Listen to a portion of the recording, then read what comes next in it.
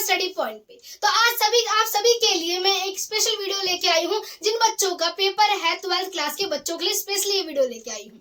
आपकी हिस्ट्री के चैप्टर का जो है 5th चैप्टर वो लेके आई हूँ। बुक सेकंड है आपकी। तो इसका ये चैप्टर है, चैप्टर का नाम क्या है? यात्रियों के नजरिए। ऐसा आप सभी को पता है, मैं अपनी क्लास को एक कोट के साथ स्टार्ट करना पसंद करती हूँ। तो आज शुरू करते हैं। आपके लिए एक प्यारा सा कोट लेके आई हूँ। आशा करती हूँ आपको कोट अच्छा लगेगा। नन्ही चींटी जब दीवारों पर दाना लेकर चलती है, नन्ही चींटी जब दीवारों पर दाना लेकर चलती है, चलती दीवारों पर 100 बार फिसलती है, चलती दीवारों पर 100 बार फिसलती है, लेकिन उसकी मेहनत बेकार नहीं जाती, लेकिन उसकी मेहनत बेकार नहीं जाती। कोशिश करने वालों की कभी हार नहीं होती, कोशिश करने वालों की कभी हार नहीं होती। तो चलिए क्लास को स्टार्ट करते हैं। देखिए आज हम क्या करने वाले हैं, किन किन चीजों को समअप करने वाले हैं। ये पार्ट 1 होगा। ट्राई करूंगी मैं पार्ट 2 में इस वीडियो को समअप करने की। तो देखिए हम जानेंगे यात्राओं के क्या कारण होते हैं। चैप्टर का नाम है यात्रियों के नजरिए। हम जानेंगे कि यात्राओं की यानी यात्रा किस लिए की जाती थी, उसके क्या कारण होते थे, उसका क्या मोटिव होता था। उसके बाद हम जानेंगे अल ब्रूनी तथा उनकी किताब उल हिंद जो है ख्वारिज्म में जैसे वो पंजाब गए थे, तो उसके बारे में जानेंगे कि अल ब्रूनी जो है पंजाब किस प्रकार से गए थे, क्या प्रक्रिया थी जो कि वो भारत में आए थे, क्योंकि वो उज्बेकिस्तान से आए थे। ख्वारिज्म उनका जन्म स्थान था। तो देखिए फिर हम जानेंगे किताब उल हिंद के बारे में, जो कि अल ब्रूनी जी के द्वारा लिखी गई ये किताब है, उनकी ही रचना है। उसके बाद हम जानेंगे इब्न बतूता की रिहला के बारे में। इब्न बतूता जी की जो रिहला थी उसके बारे में जानेंगे। हम जानेंगे इब्न बतूता जी कब आए थे, वो कौन थे, इन सब चीजों के बारे में हम जानने वाले हैं।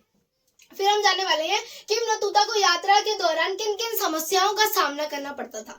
देखिए उस टाइम में इतनी ज्यादा टेक्नोलॉजी नहीं थी कि आप यात्रा आराम से कर लो बाय द ट्रेन, आप ट्रेन के द्वारा कर लो, या फिर आप बस के द्वारा, किसी के द्वारा आप ट्रेन कर ली, आपने एरोप्लेन के द्वारा यात्रा कर ली। तो उस टाइम इतने ज्यादा आधुनिक नहीं थे हम।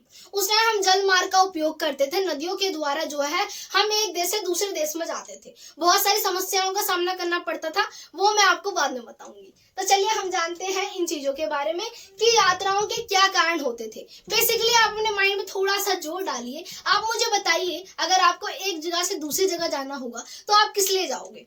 आपने गांव में देखा होगा कि कुछ आपके बड़े भाई बहन या आपके फैमिली में से ही कुछ रिलेटिव जो हैं वो दूसरे देश में जाते हैं, किस लिए? कार्य की तलाश में, जॉब के लिए जाते हैं। वहां पे पैसे उन्हें अच्छे मिलते हैं जॉब के लिए, तो इसलिए जाएंगे वो। या तो कोई प्राकृतिक आपदा आ गई, या तो आपके कोई पूर्वज वगैरह रहे, उन्होंने बताया यहाँ पे बाढ़ आ गई थी, बहुत ज्यादा अकाल की स्थिति आ गई थी, इसलिए हम वहां चले गए, है ना। ये समस्याएं हो सकती है कि आप जाओ। या तो आपको यात्रा करना बहुत ही पसंद हो, आप साहस की भावना से प्रेरित होकर दूसरी जगह को जाओ, उसके बारे में जानने की आपके अंदर रुचि हो, आपके अंदर रुचि जो है कूट कूट के भरी हो, तो आप इसलिए जाना पसंद करते हो। या तो आप सैनिक के रूप में जाओ, साहस के रूप में जाओ, है ना, इन सब चीजों के रहे तो पुरोहित के रूप में जाओ आप किसी देश में। तो चलिए देखिए इसमें क्या है, वही जो मैंने आपको बताया, प्राकृतिक आपदाओं से बचने के लिए हम एक जगह से दूसरी जगह पर जाते थे। मान लीजिए कहीं पे भूकंप आ गया, बाढ़ आ गई, ये समस्याएं आ रही हैं, प्राकृतिक आपदाएं आ रही हैं, तो वहां से हमें जाना पड़ेगा कुछ समय के लिए।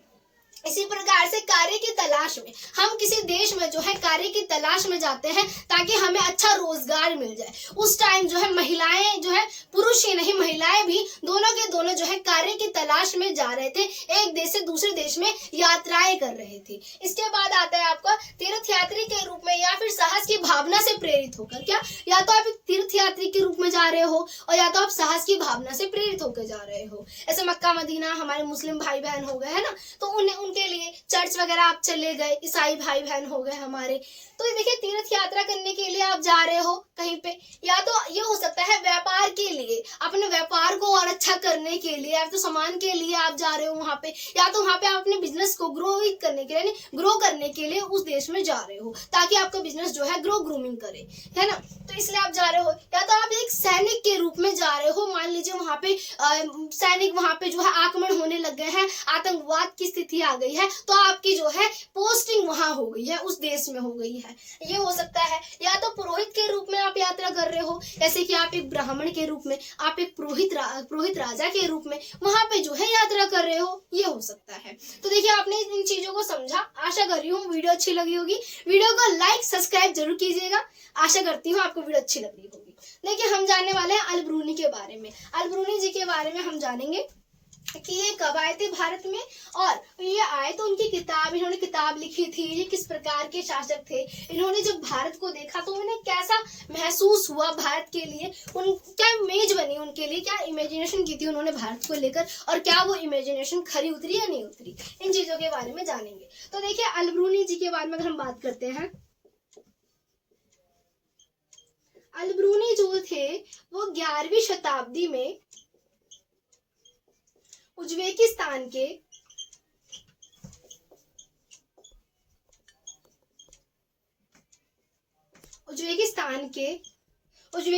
से आए थे।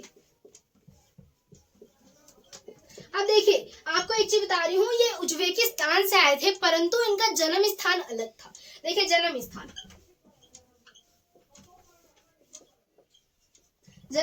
इनका ख्वारिज़म था।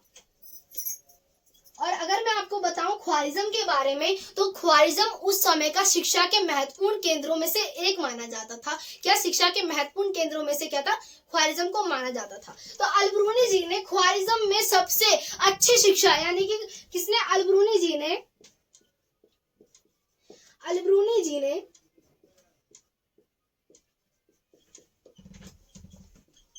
उच्चतम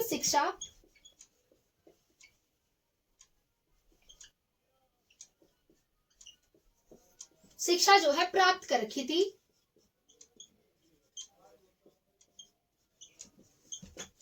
ख्वारिज़म से। अगर आपके पेपर में देखो, इसमें क्या हमने ये जाना कि अलबरूनी जी आए थे 11वीं शताब्दी में, जब वो भारत में आए तो उसके बाद हम जानते हैं उनके जन्म स्थान के बारे में। आपके पेपर में आता है कि अलबरूनी जी का जन्म स्थान कौन सा है, अलबरूनी जी कहाँ से आए थे, तो आप बताओगे उज्बेकिस्तान से आए थे, और उनका जन्म स्थान जो है वो ख्वारिज़म है। ख्वारिज़म जो है शिक्षा के महत्वपूर्ण केंद्रों में से एक माना जाता है, और उन्होंने वहां पे सबसे उच्चतम शिक्षा प्राप्त कर की थी, किसने, अलबरूनी जी ने, ख्वारिज़म से। और ये आता है कि अलबरूनी जी को जो है किन किन भाषाओं का ज्ञान था और किस भाषा का ज्ञान नहीं था। तो हम ये जानते हैं उन्हें किन किन भाषाओं का ज्ञान था। अलबरूनी जी को विभिन्न भाषाओं का ज्ञाता कहा जाता था, क्योंकि उन्हें विभिन्न भाषाओं का ज्ञान था। किन किन भाषाओं का ज्ञान था ये जान लेते हैं। उन्हें सीरियाई, हिब्रू, फारस, संस्कृत,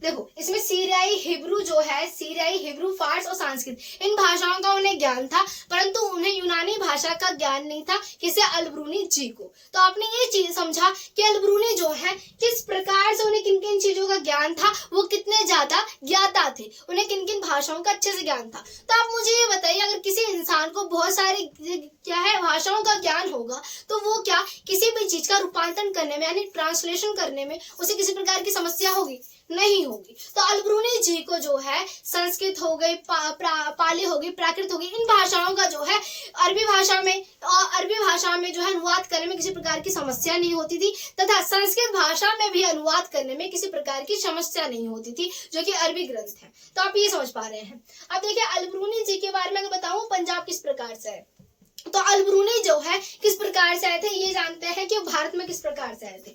अगर आपको मैं बताऊं, अलबरूनी जी जो है भारत में एक बंदी के रूप में आए थे, और गजनी जो गजनी थे, वो सुल्तान मोहम्मद जो है गजनी, वो उन्हें बंदी के रूप में जो है कहाँ लेके आए थे, भारत लेके आए थे। ये समझा। तो देखिए वो किस प्रकार से थे, एक बंदी के रूप में आए थे।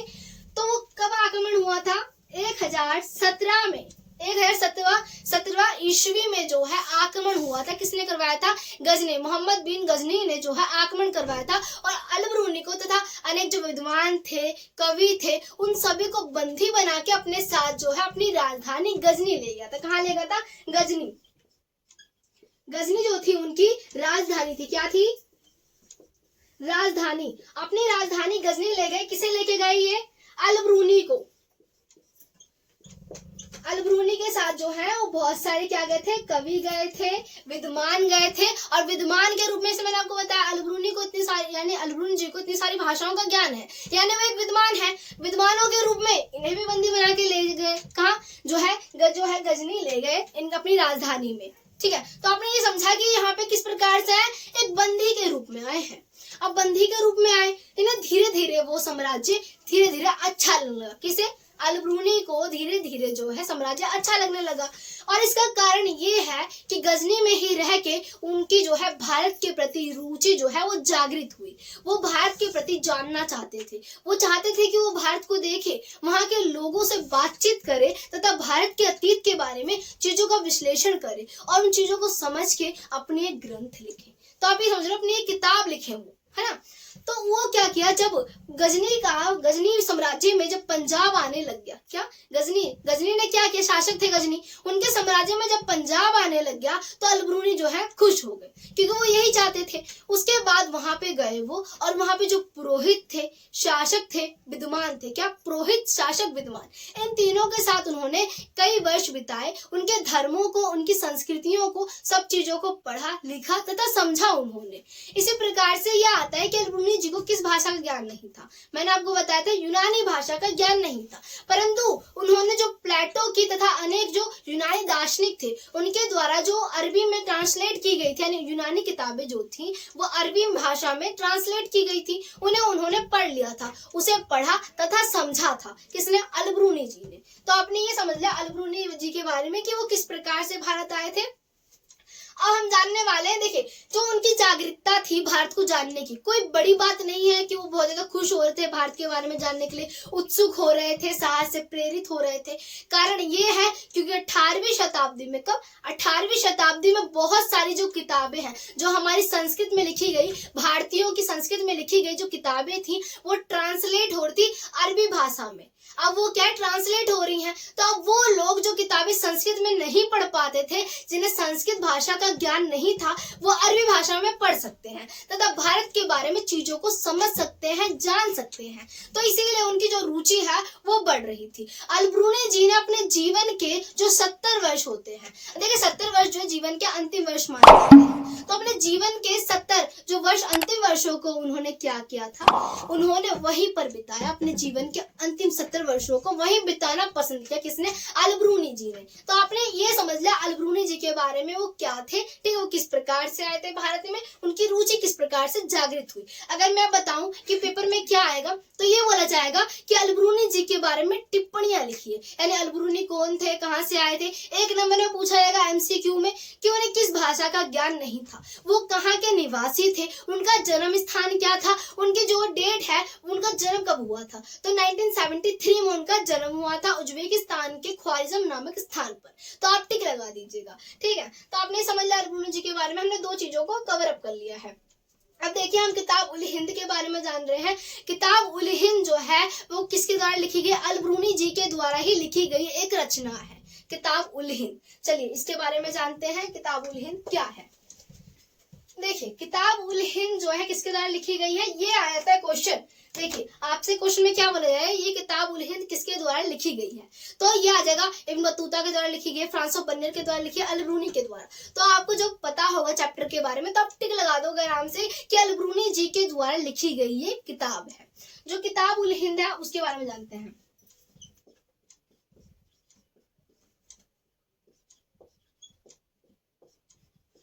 देखिए किताब उल हिंद जो है वो किताब उल हिंद की अगर हम बात करते हैं नॉर्मल सी, तो ये किसके द्वारा लिखी गई है? अल ब्रूनी जी के बारे में, जो अल ब्रूनी जी हैं उनके द्वारा लिखी गई है। इसकी भाषा बहुत ही सरल थी, स्पष्ट थी तथा इसकी भाषा अरबी थी। कोई भी आराम से व्यक्ति पढ़ सकता था, समझ सकता था।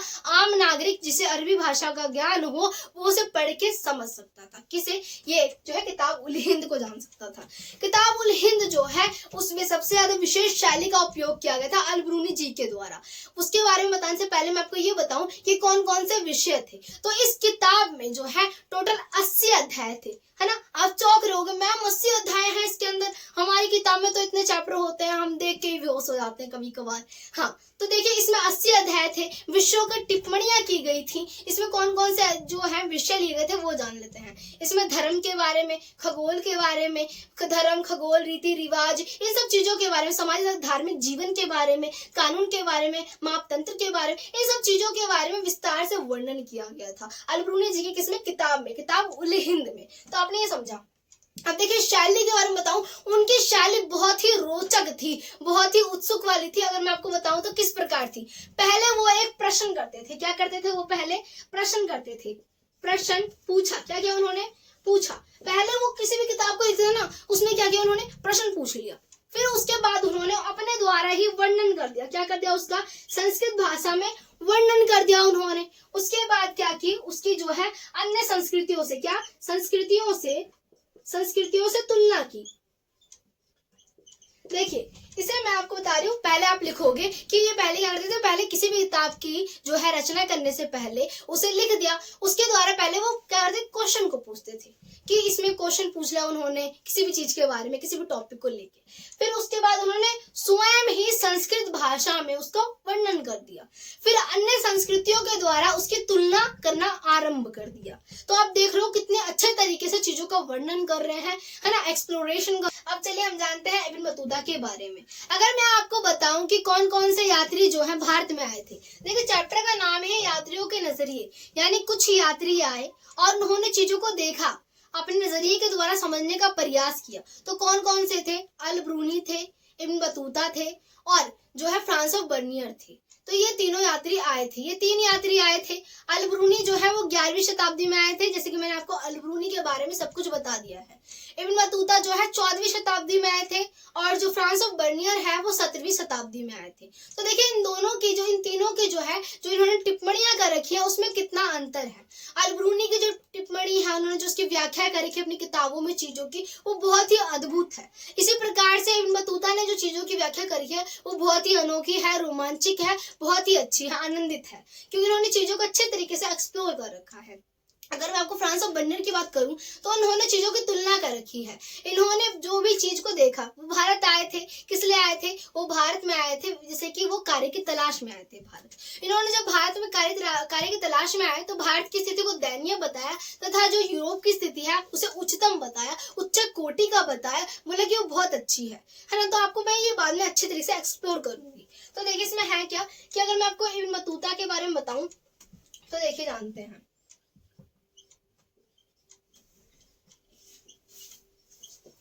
इब्न बतूता से मैंने आपको बता दिया ये कब आए थे, ये 14वीं शताब्दी में आए थे।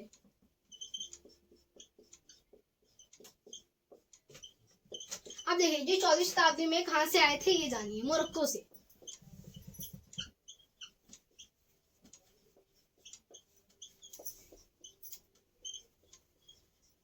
देखिए मोरक्को से ये आए थे 14वीं शताब्दी में। जन्म स्थान क्या है ये जानिए।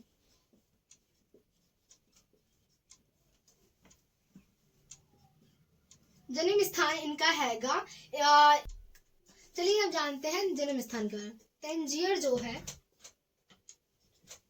जो है किसका? इब्न बतूता का जन्म स्थान है और ये आए थे मोरक्को से। तो आपने इन चीजों को समझा। अब देखिए इनका जो जन्म है वो बहुत ही शिक्षित परिवार में हुआ था। इनका परिवार जो है इस्लाम धर्म का बहुत ज्यादा ही शिक्षित था और इसके लिए बहुत ज्यादा प्रसिद्ध था। इस्लाम तथा शरिया कानून के लिए इनका परिवार जो है वो बहुत ज्यादा ही जो है प्रसिद्ध था, आप मान सकते हो, विख्यात था, प्रसिद्ध था। किसका? इब्न बतूता का। इन्होंने बहुत ही कम आयु में जो है वो शिक्षाओं को प्राप्त कर लिया था। धर्म शास्त्र के बारे में, इन सब चीजों के बारे में जो है नॉलेज जो है गेन कर ली थी उन्होंने। तो आप समझ रहे हो कि उन्होंने बहुत ही कम आयु में जो शिक्षा, उच्चतम शिक्षा को प्राप्त कर लिया था। किसने? इब्न बतूता ने।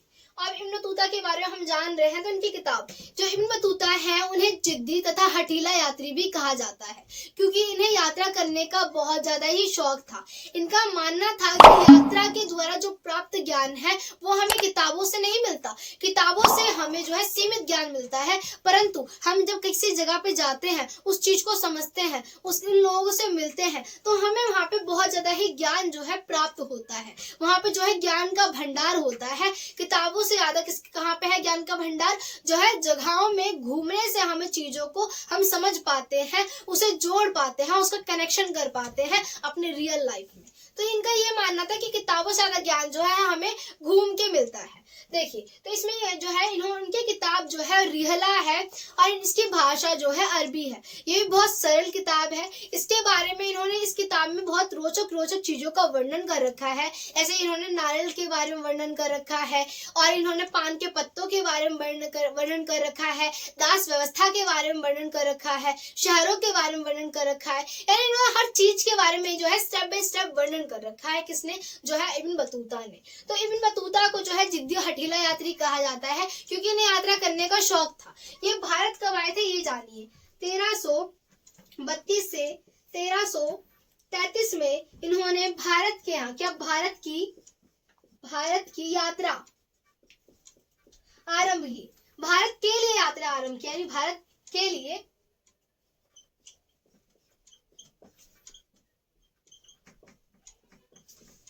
यात्रा जो है इन्होंने शुरू की। तो आप ये समझ रहे हो कि 1332 से 1333 में इन्होंने जो है यात्रा किसके लिए शुरू की है? भारत के लिए शुरू की है।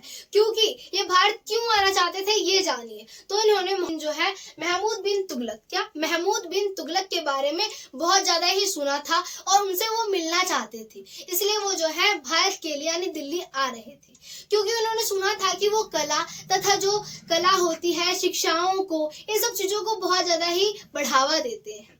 तो आप ये समझ रहे हो कि जो है किससे मिलना चाहते थे, किस लिए भारत आए थे। बेसिकली ये मोहम्मद बिन तुगलक से मिलने के लिए जो है इब्न बतूता भारत के लिए यात्रा कर रहे थे। भारत आने से पहले इन्होंने कहाँ कहाँ की यात्रा की थी ये जानिए। इन्होंने सीरिया की, सीरिया की इन्होंने यात्रा कर रखी थी। इन्होंने सीरिया की यात्रा कर रखी थी, और साथ में इन्होंने फारस की, यमन की, ओमान की, इराक की।